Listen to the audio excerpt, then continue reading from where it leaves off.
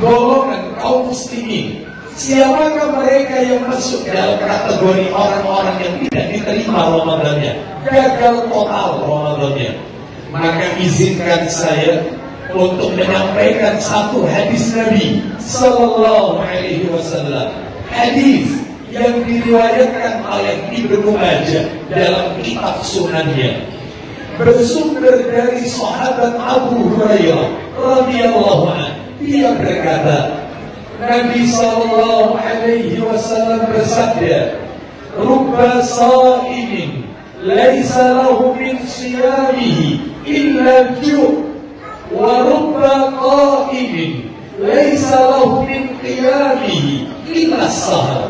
Kata Nabi, berapa banyak orang-orang yang berpuasa sedangkan dia tidak mendapatkan pahala apa-apa dari puasanya, illa ju', kecuali rasa lapar saja. Dia berpuasa, dia tidak mendapatkan pahala apa-apa di sisi Allah, kecuali hanya lapar melilit perut, haus mencekik tenggorokan, tidak lebih dari itu. Dia gagal puasanya. Sebelum kami sebutkan satu persatu siapa mereka, lalu Nabi melanjutkan, "Wa qa'imin laisa lahu min qiyamihi illa sahar." Dan berapa banyak orang-orang yang salat tarawih sedangkan dia tidak mendapatkan pahala apa-apa dari salat tarawihnya, illa sahar, kecuali hanya dianggap begadang oleh Allah Azza wa Jalla. Bapak Ibu sekalian, pada puasa Ramadan menghapus dosa yang telah kita lakukan, apa yang sudah kita lakukan yang lalu. Nabi bersabda, "Man shoma Ramadhana imanan wa ihtisaban, ghufira lahu ma taqaddama min dhanbihi." Barang siapa yang berpuasa di bulan Ramadan karena iman dan berharap pahala di sisi Allah, Allah ampuni dosa-dosanya yang telah lalu. Ini ternyata tidak. Dia berpuasa, dosanya tidak diampuni. Ramadannya gagal total. Untuk salat tarawih, apa kata Nabi? "Man qama Ramadan." Dalam hadis yang lain, "Man yaqum lailatul qadri." Barang siapa yang salat di malam Qadar karena iman dan berharap pahala di sisi Allah,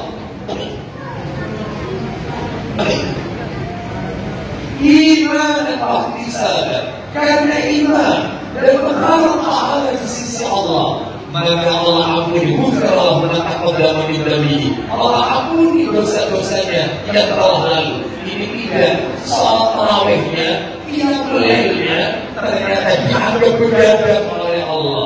Gagal total Ramadannya. Lalu siapa mereka? Orang-orang yang masuk kategori Ramadan yang sia-sia, orang-orang yang Ramadannya gagal total. Setiap tahun mendapati bulan Ramadan, ternyata dia tidak mendapatkan apa-apa kecuali lapar melilit perut, haus mencekik tenggorokan, dan tarawihnya dianggap begadang oleh Allah Azza wa Jalla, tidak lebih dan tidak mendapatkan pahala di sisi Allah. Bapak Ibu sekalian rahimani wa rahimakumullah, karena waktu kita tidak banyak, maka kami akan sebutkan 4 golongan manusia. Ada 4 orang yang Ramadannya gagal total, Ramadannya sia-sia. Semoga kita termasuk, semoga kita tidak termasuk di dalamnya. Semoga kita yang hadir di majelis ini tidak termasuk dalam kelompok 4 orang yang akan kami sebutkan ini. Amin. Siapa mereka? Golongan yang pertama, orang-orang yang Ramadannya sia-sia, tidak diterima oleh Allah Azza wa Jalla, yaitu orang yang mereka ketika berpuasa melakukan perbuatan yang sia-sia. Orang-orang yang ketika berpuasa melakukan perbuatan yang tidak bermanfaat, yang tidak menambah pahala di sisi Allah Azza wa Jalla. Puasanya tidak dipakai untuk ibadah, puasanya dipakai untuk melakukan perbuatan yang sia-sia. Bayangkan Bapak Ibu, padahal Allah Subhanahu wa Ta'ala memerintahkan kita berpuasa. Allah awali dengan panggilan kepada orang-orang yang beriman. Ya ayyuhalladzina amanu kutiba alaikumusiyam, wahai orang-orang yang beriman, diwajibkan atas kalian berpuasa. Bapak Ibu tahu cirinya orang yang beriman itu, yang dipanggil oleh Allah untuk menjalankan ibadah puasa. Ayo kita dengarkan Qur'annya. Allah berfirman di surat Al-Mu'minun ayat yang ke-1 sampai ayat yang ke-3.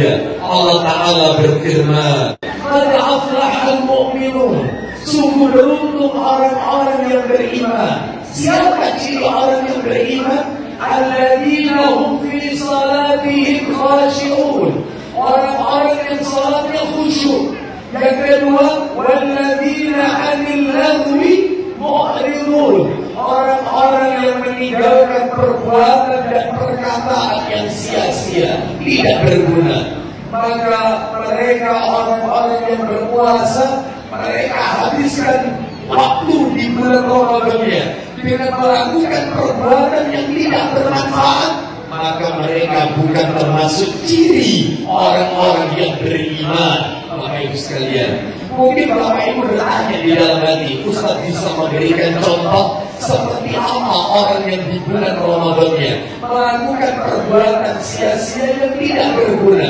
Misal di bulan Ramadan dia lebih memperbanyak tidur daripada beribadah. Apalagi sampai tergiur dengan hadis yang mengatakan lau sahib al-ibadah, tidurnya orang puasa itu adalah ibadah. Padahal hadis itu adalah hadis yang palsu, Bapak Ibu sekalian.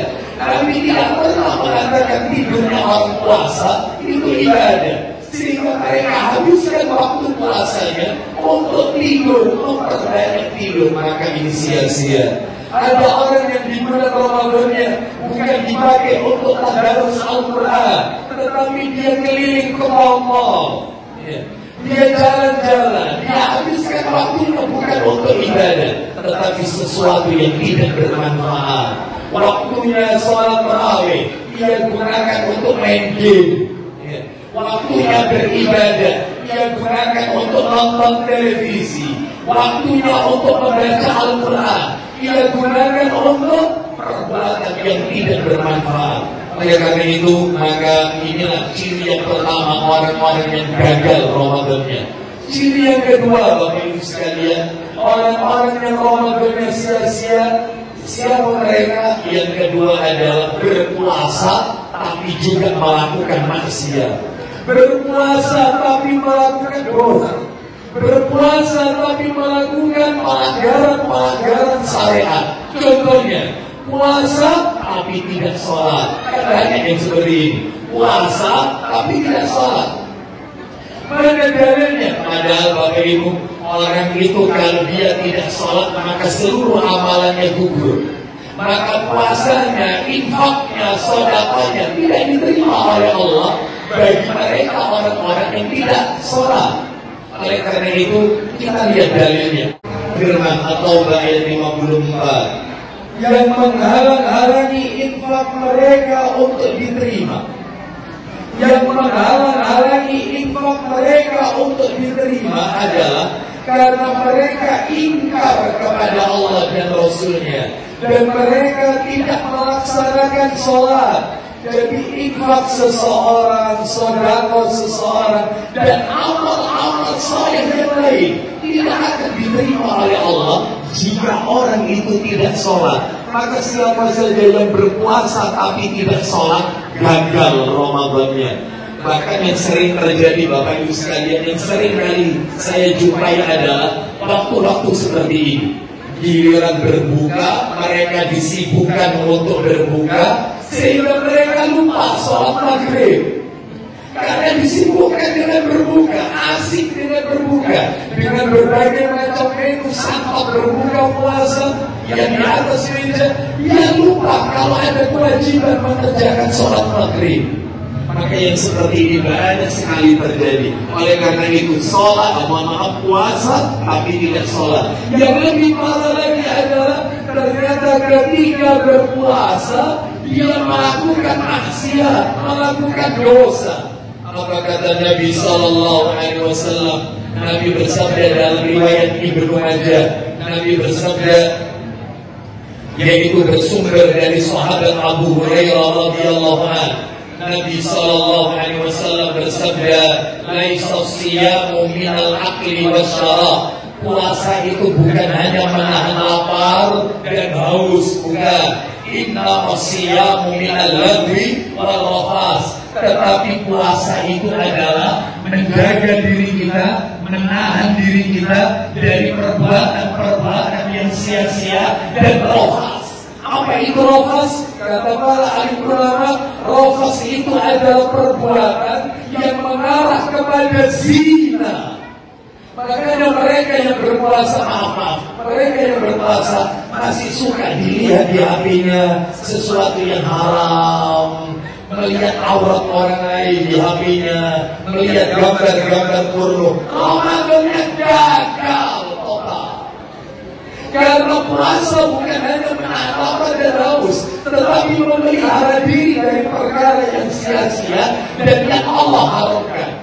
Rohas yang mengarah kepada zina. Alhamdulillah. Ini yang nomor 2. Yang nomor 3, Bapak Ibu, tanda-tanda gagal Ramadan adalah ketika berpuasa tidak menjaga lisan. Apa kata Nabi dalam riwayat Bukhari? Man lam yada' qawla zuri wal 'amala bihi falaysa lillahi hajatun fi an yada'a ta'amahu wa syarabahu. Barang siapa yang tidak bisa meninggalkan ucapan dusta, sumpah palsu, kata-kata kasar, jorok, kotor ketika berpuasa, maka Allah tidak butuh dia mau meninggalkan makan atau minumnya, alias Allah gak butuh. Dia mau puasa mau gak puasa, Allah gak butuh. Berarti puasa bukan hanya menahan lapar dan haus, tapi juga menjaga lisan.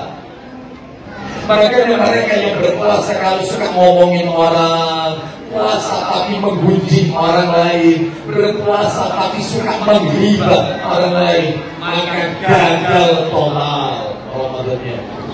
Yang keempat terakhir penutup, yaitu tanda-tanda gagal Ramadan adalah orang-orang yang ketika di bulan Ramadan mereka tidak berpuasa, padahal dia bukan wanita haid, dia bukan wanita nifas, dia tidak terkena sakit menahun, sakit yang tidak kunjung sembuh. Dia bukan musafir, dia bukan orang tua renta, bukan. Bahkan dia bukan orang kafir, dia pun bukan anak kecil. Ternyata karena alasan panas, dia tidak puasa, mokel. Karena alasan yaitu sekatan matahari. Maka mereka inilah tanda-tanda orang-orang yang gagal Ramadannya. Oleh karena itu, mari kita berdoa kepada Allah, semoga seluruh ibadah kita di bulan Ramadan ini diterima oleh Allah Azza wa Jalla. Dan mudah-mudahan Ramadan tahun ini bukanlah Ramadan yang terakhir bagi kita, tetapi Allah masih memberikan kesempatan kepada kita untuk menikmati indahnya Lailatul Qadar di masa-masa yang akan datang. Bapak Ibu kaum muslimin dan muslimat rahimani wa rahimakumullah, sebelum kita tutup dengan doa, masih ada waktu sekitar beberapa menit menjelang adzan maghrib, menjelang berbuka. Hari ini saya akan memberikan 3 hadiah bagi yang bisa menjawab 3 pertanyaan dari saya. Hadiahnya berupa buku. Buku ini buku bagus, lebih dari 1000 amalan sunnah dalam sehari semalam. Dalam sehari itu Nabi mengajarkan kita sunnah itu apa saja. Sunnah masuk kamar mandi, sunnah ketika tidur, bangun tidur, sunnah ketika pergi ke masjid. Semua yang Nabi ajarkan dalam keseharian ada di buku ini. Baik, saya akan tanya kepada panjenengan, untuk bapak-bapak 2 pertanyaan, untuk ibu-ibu 1 pertanyaan. Cuma 3 buku saja, 3 buku saja. Silakan panitia yang menentukan siapa yang angkat tangan lebih dahulu. Saya tanya, nanti tolong ditunjuk, lalu kemudian berikan mic-nya 1 kalau ada, yaitu namanya siapa, dari mana, dan jawabannya apa. Baik, saya tanya pertanyaan yang pertama. Siapa di antara bapak-bapak dulu? Bapak-bapak dulu. Siapa di antara bapak-bapak yang tahu? Tolong sebutkan 5 nama surat dalam Al-Quran yang pakai nama orang. 5 nama surat dalam Al-Quran yang pakai nama orang.